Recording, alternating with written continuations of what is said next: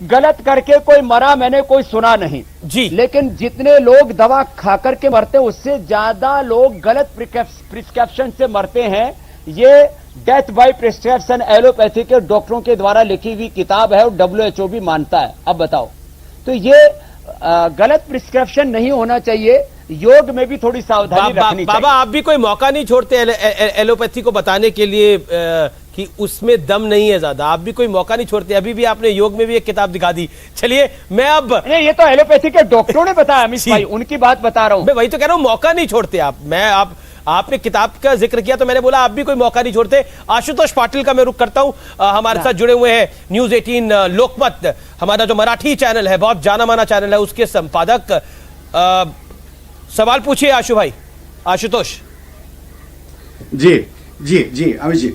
बाबा नमस्ते, जय महाराष्ट्र।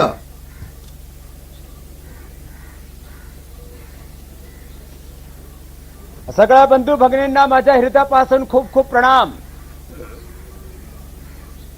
जी जी बाबा, तुम्ही नेहमी, मी मराठीमध्ये प्रश्न विचारतो, तुम्ही भारतीय संस्कृतीचं उदाहरण देता। आप भारतीय संस्कृति का उदाहरण देते हैं।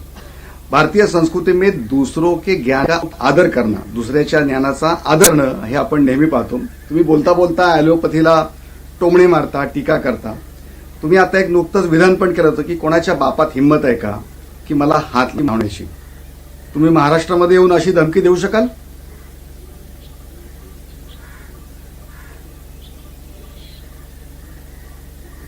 तो देखो, मैं पहले तो शुरू से ही बोल रहा हूं आशुतोष भाई, मैं सबका और सब ज्ञान परंपराओं का, सब महापुरुषों का आदर करता हूं। दूसरी बात, कोई बात बात में मुझे धमकाए तो देखो भाई, हम किसी का अपमान नहीं करते, लेकिन कोई हमारा अपमान करे। मैंने कहा भाई, जब मैंने कोई अपराध नहीं करा, मैंने दो बात कही थी उसके साथ। देखो, मैं भगवान के विधान और देश के संविधान का सम्मान करता हूं और मैं किसी का स्वप्न में भी अहित चिंतन नहीं करता आशुतोष भाई।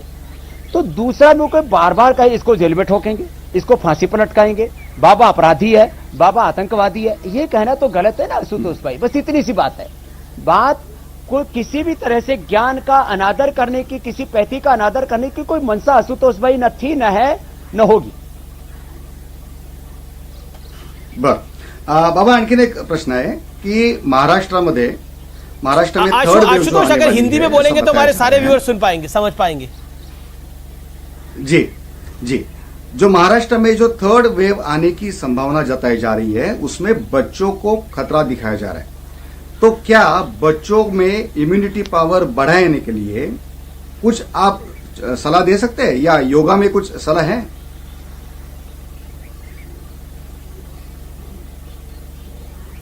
बहुत जबरदस्त है मेरे भाई।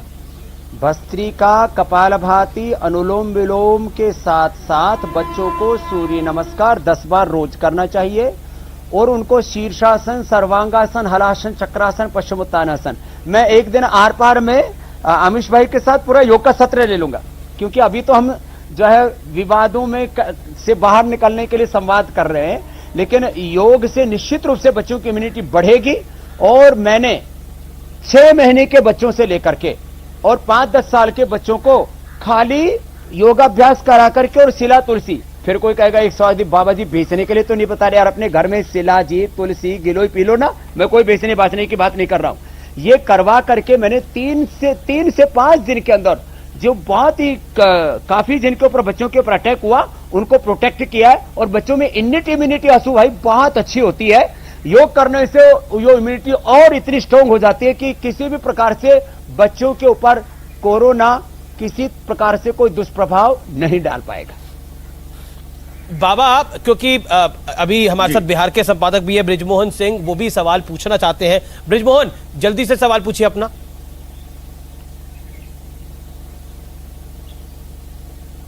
बाबा रामदेव, बिहार की राजधानी पटना से राम राम, आप ठीक हैं? प्रणाम, नमस्ते। राम राम। लोग यहाँ जानना चाहते हैं बिहार में, जी नमस्ते नमस्ते, आप यहाँ के लोग जानना चाहते हैं, खास करके यहाँ के जो डॉक्टर्स हैं वो जानना चाहते हैं। जब मैं PMCH में जाता हूँ एम्स में जाता हूँ, बड़े अस्पतालों में जाता हूँ, तो उनको एक चीज़ को लेकर दुख बहुत है बाबा रामदेव, कि आपने जो डॉक्टर्स को लेकर बयान दिया, उनके योगदान को लेकर। आपको बता दूं कि बिहार में लगभग 70-80 डॉक्टर हैं जिनकी जानें चली गई हैं, जो गांव में विपरीत परिस्थितियों में काम कर रहे हैं, नर्सेस हैं, एम्बुलेंस चला रहे हैं। तो जब आपने बयान दिया तो उसके बाद कुछ आपको अफसोस नहीं हुआ कि मतलब कुछ आपने ज़्यादा बोल दिया? उन्होंने जो इतना मेहनत किया है, उन्होंने कुर्बानी दी है एक तरह से।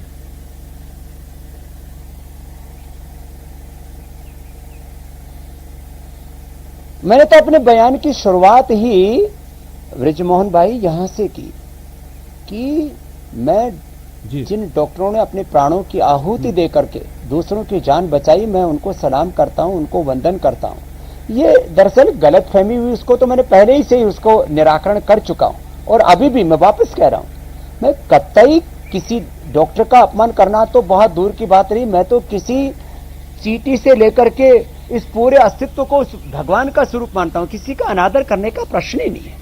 और अभी भी मैं वापस कह रहा हूं कि ये संघर्ष किसी व्यक्ति का अनादर करने का नहीं है या एलोपैथी का भी अनादर करने का नहीं है। हम सब मिलकर के मानवता का भला करें, इसी भावना से मैं आज भी संवाद कर रहा हूं। और वापस मैंने उस समय भी अपना बयान वापस लिया, खेद व्यक्त किया। अभी भी मैं यदि वापस कह रहा हूं, मैंने कोई बयान पढ़ दिया एक व्हाट्सएप पर, उससे भी किसी की भावना आहत हुई तो मैंने तो कहा मैं उसके लिए खेद व्यक्त करता हूं, क्षमा मांगता हूं। तो फिर भी मेरे ऊपर ये आरोप न जाने क्यों बार बार लगाया जा रहा है, तो इससे हमें आगे बढ़ना चाहिए। ब्रिजमोहन भाई जी, आप तमाम लोगों का बहुत बहुत शुक्रिया हमारे साथ जुड़ने के लिए। ब्रिजमोहन, विवेक, राजीव पाठक, आशुतोष पाटिल, आपका बहुत बहुत शुक्रिया हमारे साथ जुड़ने के लिए। बाबा रामदेव, क्योंकि ये जन अदालत है, पब्लिक के सवाल नहीं लूंगा तो गलत होगा। पब्लिक के लोग काफी सारे सवाल पूछ रहे हैं। एक व्यक्ति सवाल पूछ रहा है, प्रोफेसर है, वो कह रहे हैं कि बाबा आप देश सेवा में बहुत काम करते हैं, तो कोरोना के इस काल में कोरोनिल फ्री क्यों नहीं बांट देते? हरियाणा सरकार से भी आधे पैसे ले रहे हैं और ऐसा क्यों कर रहे हैं आप? ये आपसे सवाल पूछा है।